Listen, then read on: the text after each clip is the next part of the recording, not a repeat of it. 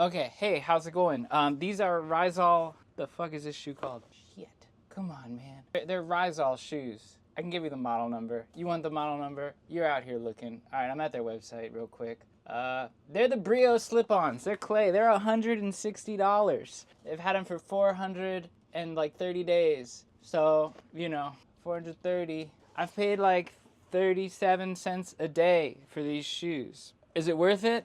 Let's dive in. Well, one thing is they have a grounding plug. They're grounded shoes. And there's a whole bunch of wish-washy science, but let's be real. They just look kind of cool. They're like a nice moccasin. And I'm someone who actually wears these shoes. I think some people might just wear them for a wedding or something. And I did that at first. I babysat them. They got wet, and I tried cleaning them, and it got worse. And I just said, forget it.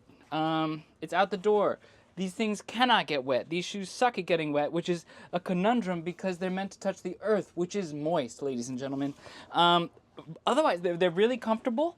I do like them with socks. I do like them on rocks. I will wear these shoes. ShoeTube is back in case... Okay, so what is Russell Review reality? Reality is an expansive, complicated thing that we're all existing in this paradigm of reality. And part of reality is our feet on the ground. It starts with your shoes. So I'm going to review every shoe I have. I don't care. I have another channel, Kramer, where I take things too seriously over there. Over there, talk about ADD, talk about Adderall.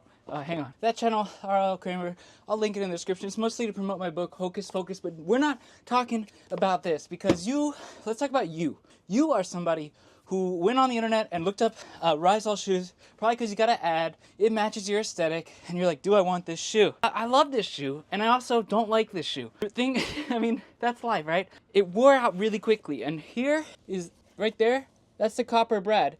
And if you want to ground, just go outside barefoot. It's kind of funny because, personally, when I'm walking in the grass, I'll be barefoot. And I need shoes mostly for concrete. And the grounding doesn't do anything. It actually made a lot of noise. And I actually wear them. Daily drivers almost. If I'm working, I wear a different shoe. But if I'm chilling, I'm out of breath because hang on.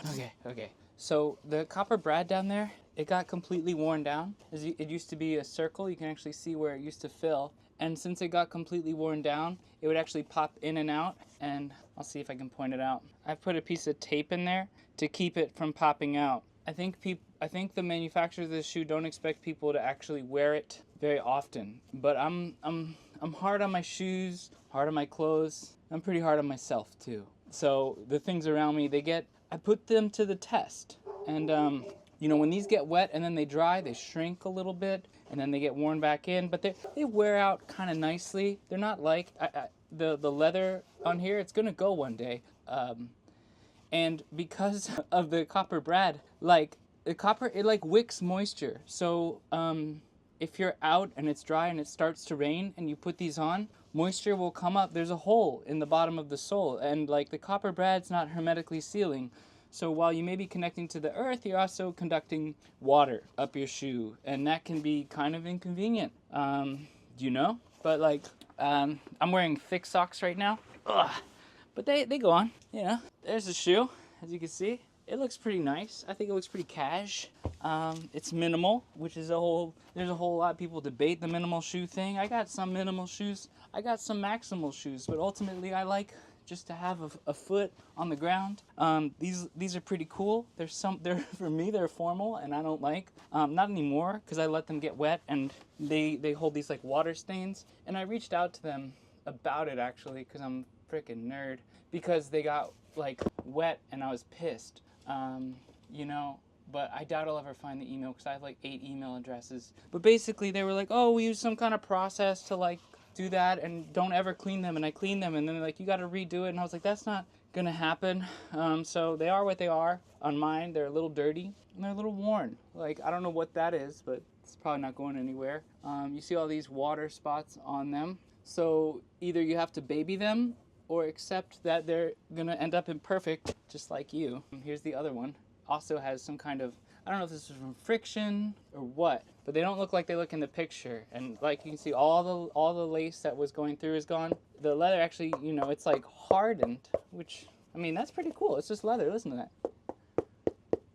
Hello, it's pretty cool. Yeah, and it came with this bag which is hey, remember these kinds of bags? But this one, it's got twine, maybe it's cotton. I don't know what I'm storing in the Rhizal bag. Oh, okay.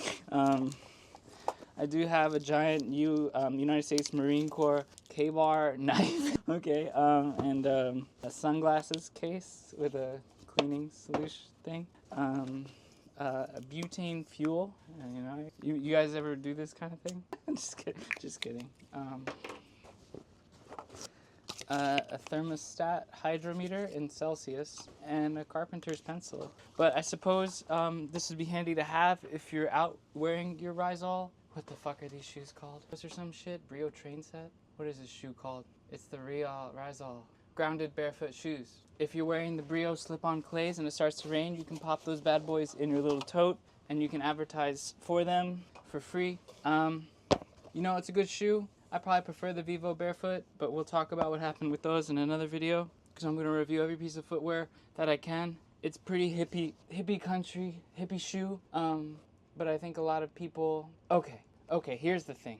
Oh, I'm looking at the picture online and the lacing doesn't come through. But I've in fact gone through a layer, revealed the lacing, and started to thwart the lacing. So I don't know if like this lacing is going to start getting undone the more I walk on it, because I walk on them on concrete. And I don't know if the idea is to just wear them in nature, so you're taking advantage of like the thing. I'm going to just look at their website.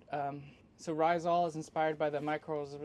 It's inspired by the soil network. Barefoot it has a wide toe box. It's comfortable. Yeah, it's a barefoot shoe. Oh, surfaces that are going to include concrete, sidewalks, grass, dirt, and sand. That's kind of cool, but concrete wears down the brad. There's no, and I don't know if they'd like rebradding it, but unless there's a little piece of tape there, there's just a hole in the bottom of the shoe. So the whole grounding thing, it's kind of weird. Yeah, they are slippery in the wet. They say, can I get them wet? They're not recommended. Getting them wet, blah, blah, blah. Where are they made? They're made in Turkey and Pakistan. Pretty cool. Can I return them? Yeah. So, alright, they're a cool shoe. It's a cool casual shoe. Man, you know, the barefoot thing, there's a lot of philosophy and semantics people do talking about barefoot shoes. They're just shoes, man. You can wear them on your feet. They can feel pretty good. I don't know if having a copper stud at the bottom of your shoe is going to add years to your life, but it certainly won't take it away, but it might end up with some wet socks here and there, and that's okay. If you can deal with some wet socks, you can deal with anything. So would I recommend that, you know, the person watching this, you're thinking about these shoes. I don't know. If you got $160 to scrap on your feet, do it.